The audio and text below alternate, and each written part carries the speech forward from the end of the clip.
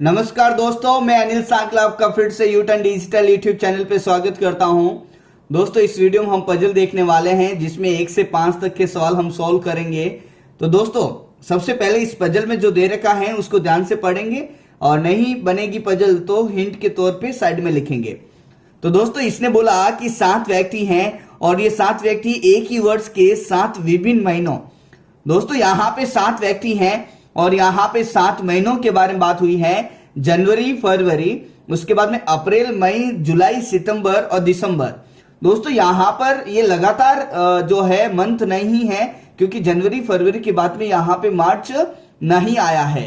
तो आप थोड़ा सा ध्यान से यहाँ पर करेंगे सवालों को सॉल्व। तो दोस्तों, तो 7 व्यक्ति और 7 यहाँ पर जो महीने हैं उनके नाम आपको दे रखे हैं और इन्होंने बोला कि ये 7 व्यक्ति जो हैं विभिन्न जो है अलग अलग त्योहार पसंद करते हैं। इसका मतलब 7 व्यक्ति 7 महीने और 7 यहां पर त्योहार के बारे में बताया हुआ है। दोस्तों, तो यहां पर एक टेबल में बना लेता हूं जो कि आपके सामने ये रही।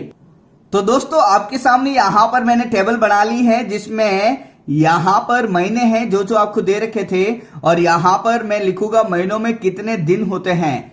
दोस्तों, क्योंकि यहां पर जो पहला पॉइंट है इसने बोला कि टी जन्माष्टमी पसंद करता है और जन्म 30 दिनों की संख्या वाले महीने में हुआ है। इसका मतलब यहां पर किस महीने में कितने दिन होते हैं यह आपको मालूम होना चाहिए। तो मैं आपको बता देता हूं कि जनवरी जो है वर्ष का पहला महीना है जिसमें 31 दिन होते हैं। उसके बाद में आता है फरवरी जो कि सामान्य वर्ष है तो 28 दिन, नहीं तो 29 दिन। तो 28 या फिर 29 ये उस वर्ष के ऊपर डिपेंड करेगा। आगे चलते हैं अप्रैल। दोस्तों, अप्रैल जो है फरवरी के बाद में मार्च नहीं, यहाँ पर अप्रैल है, इसलिए अप्रैल में 30 दिन होते हैं। उसके बाद में मई महीना जो है मई में यहाँ पर 31 होंगे। अप्रैल के बाद में मई आता है, फिर वापस जून में 30 होंगे और जुलाई में 31। जुलाई और अगस्त एक ऐसे 2 महीने लगातार हैं, दोनों जो है 31 के आते हैं। उसके बाद में सितंबर जो है 30 दिनों का होता है, अक्टूबर 31 का और नवंबर वापस 30 का और दिसंबर 31 का। दोस्तों, तो ये मैंने लिख दिया है कि कौन सा महीना कितने दिनों का होता है। अब आगे चलते हैं और इसने बोला कि टी जन्माष्टमी पसंद करता है और उसका जन्म 30 दिनों वाले महीने में हुआ है। तो दोस्तों, 30 दिनों वाले महीने यहाँ पर 2 है, एक अप्रैल है और एक सितंबर है। तो टी जन्माष्टमी के यहाँ पर 2 केस बनेंगे। तो दोस्तों, मैंने यहाँ पर जो टेबल बनाई है जिसमें एक में व्यक्तियों के नाम और एक में वहां पे पर्व लिखने वाला था, लेकिन यहाँ पर इस 30 दिनों के महीनों की वजह से अप्रैल और सितंबर जो है इसमें 2 केस बनेंगे। टी जन्माष्टमी पसंद करता है वो 30 दिनों वाले महीने में हुआ, इसका मतलब यहाँ पे 2 केस बनेंगे। दोस्तों, तो पहला केस मैं यहाँ पे बना लेता हूं जिसमें टी जो है यहाँ पर 30 दिनों वाले में आ गया यहाँ पर, और इसमें ये जन्माष्टमी लिख दिया मैंने। दोस्तों, और आगे जो है एक और केस हमारा बनेगा जिसमें अप्रैल भी 30 दिनों का है, तो इधर भी हो सकता है दोस्तों टी, और इसके लिए जन्माष्टमी मैंने यहाँ पर लिख लिया है। आगे चलते हैं दोस्तों, पजल में कोई भी पॉइंट यदि बन जाएगा तो इधर हम सेट करेंगे और यदि कोई नहीं बनेगा तो मैं हिंट के तौर पे इधर लिखूंगा। तो दोस्तों, आगे का पॉइंट लिखा है कि न तो एस और न ही आर जो है होली पसंद करते हैं। तो दोस्तों, एस और आर अभी सेट नहीं हुआ है, लेकिन यहां पर मैं लिख दूंगा कि एस और आर के लिए, इन दोनों के लिए दोस्तों होली नहीं यहां पर पर्व होना चाहिए। होली एस भी नहीं पसंद करेगा और आर भी पसंद नहीं करेगा। आगे चलते हैं और आगे इसने बोला कि टी और क्रिसमस पसंद करने वाले व्यक्ति के मध्य 3 व्यक्तियों ने जन्म लिया। तो दोस्तों, टी तो पहले से इसमें सेट हो गया, तो टी और क्रिसमस के बीच में 3 व्यक्ति, तो यहां पर 3 छोड़ के इस केस में इधर क्रिसमस आएगा, और यदि दूसरा केस लेंगे तो टी यहां पर है ऊपर, तो 3 छोड़ के आएगा नहीं, तो 3 छोड़ के यहां पे क्रिसमस सेट हो जाएगा। दोस्तों, तो ये वाला पॉइंट भी आपका जो है सेट हो गया है। आगे इसने बोला कि क्यू और वी के मध्य केवल 4 व्यक्तियों ने जन्म हुआ है। तो दोस्तों, क्यू और वी तो अभी सेट ही नहीं हुआ है, तो इसको आपको साइड में लिखना पड़ेगा, ये हिंट के तौर पे जाएगा। दोस्तों, क्यू और वी के बीच में 4 व्यक्ति आएंगे। अब क्यू पहले पैदा होगा या वी पहले, इसमें ये डाउटफुल केस होगा। आगे चलते हैं, इसने ये भी बोला कि क्यू और वी जो है 4 व्यक्तियों के इनके बीच में है, उनमें से एक ईद और दूसरा क्रिसमस पसंद करता है।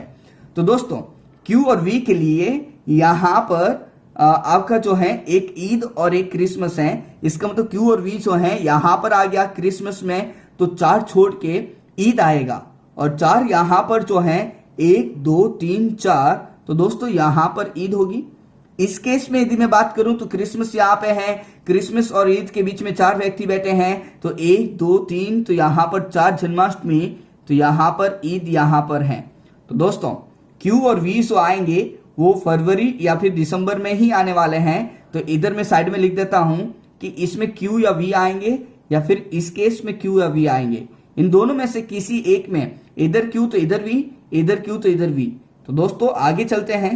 दोस्तों आगे लिखा है कि पी जो है आर से आयु में बड़ा है। इसका मतलब पी जो है पहले ही किसी मंथ में जन्म ले लेगा, उसके बाद में आर आएगा।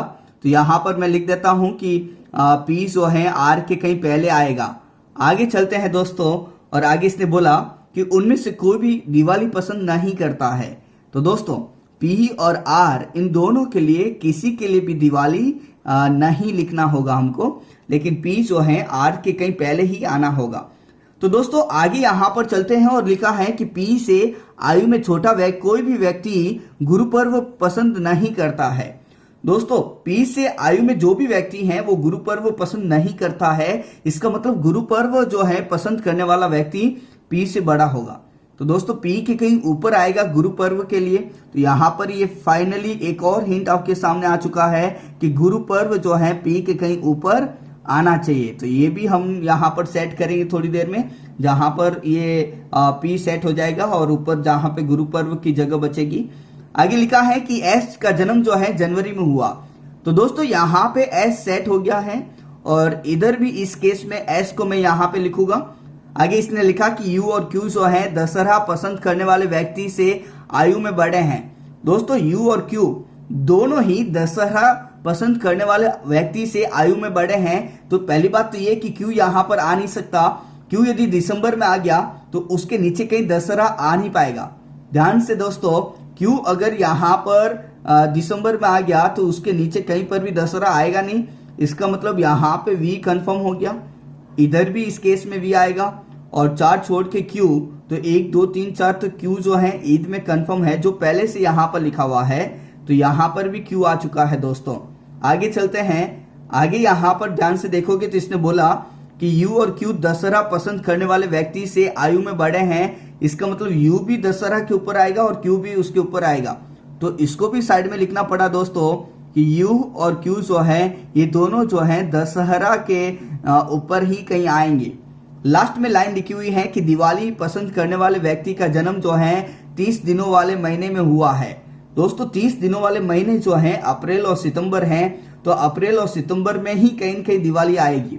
तो दोस्तों इस पहले केस में इस सितंबर में दिवाली आएगी नहीं, क्योंकि जगह नहीं है, जन्माष्टमी आ गई है। तो इस केस में दिवाली यहीं पे आएगी। और सेकंड केस में जो है दिवाली अप्रैल में नहीं आएगी, वो सितंबर में आएगी, क्योंकि 30 दिनों का यहाँ पर है। तो यहाँ पर मुझे लिखना होगा दोस्तों दिवाली। तो ये वाला पॉइंट भी आपका सेट हो चुका है। अब आगे देखते हैं। दोस्तों यहाँ पर लिखा है कि पी और आर जो है दोनों ही दिवाली पसंद नहीं करते हैं, और यहाँ पर 3 जगह बची हैं, अप्रैल, मई और जुलाई, जिसमें पी और आर आने वाले हैं। लेकिन दिवाली अप्रैल के महीने में होगी, और यहाँ पे पी और आर आ नहीं सकता। तो इसका मतलब पी और आर जो है यहीं पे सेट होंगे। इस वाले केस में यहाँ पर दिवाली लिखा है सितंबर में, पी और आर आ नहीं सकते, और पी आर के कहीं ऊपर है, तो पी और आर इस केस में इधर ही सेट होंगे।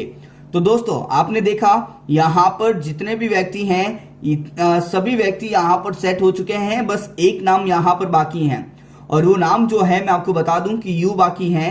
तो यू यहाँ पर सेट होगा जो बच गया, और इस केस में यू यहाँ पर सेट होगा।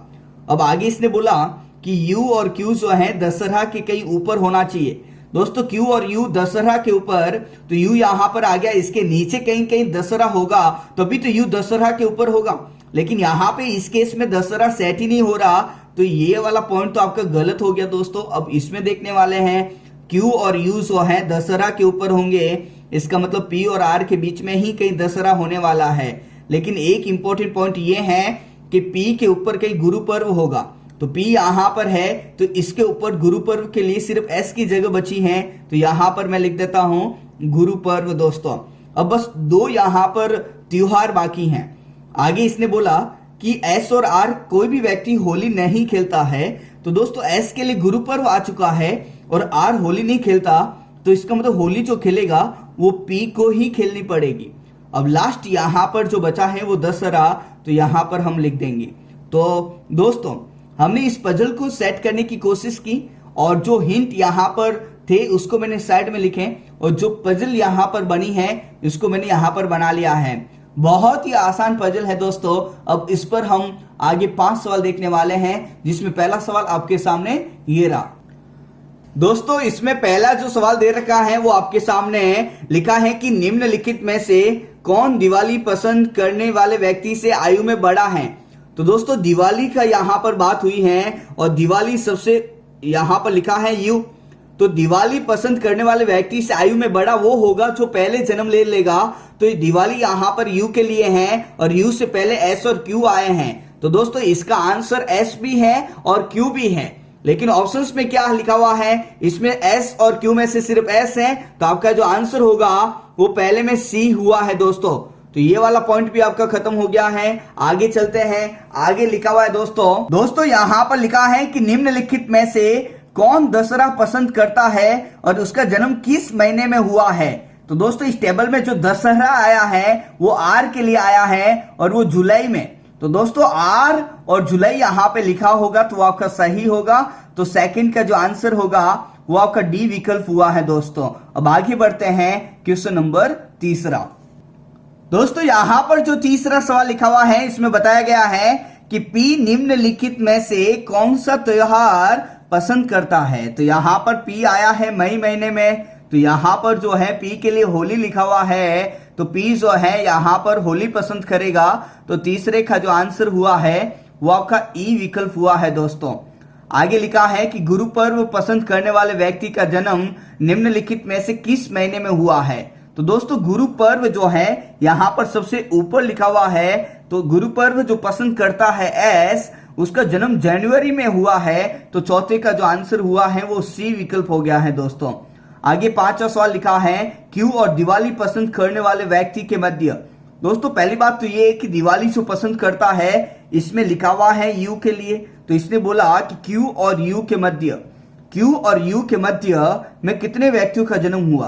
तो दोस्तों क्यू और यू लगातार आए हैं, इनके बीच में एक भी व्यक्ति का यहां पर जन्म नहीं हुआ। तो हम कहेंगे दोस्तों ना एक है, ना दो है, ना तीन है, ना चार, हम कहेंगे कोई नहीं। इसका मतलब वहां पर क्यू और यू के बीच में एक भी व्यक्ति का जन्म नहीं हुआ है। तो दोस्तों इसका जो आंसर होगा वो ई विकल्प होगा। तो आई होप कि ये पजल आपको समझ में आ गई होगी दोस्तों। ये पजल जो है आपको जो पीडीएफ में आपको भेजता हूं हमेशा मॉर्निंग में, उसका सॉल्यूशन था। तो दोस्तों यदि आपको भी पीडीएफ नहीं मिलती है तो आप मेरे टेलीग्राम ग्रुप में ज्वाइन कर सकते हैं और उसकी लिंक जो है वीडियो में आपको दिख भी रही होगी। तो दोस्तों वीडियो को लाइक करना नहीं भूलें। आप अपने ज्यादा से ज्यादा दोस्तों को सब्सक्राइब करवाएं दोस्तों और बेल आइकन क्लिक जरूर करें। Thank you so much.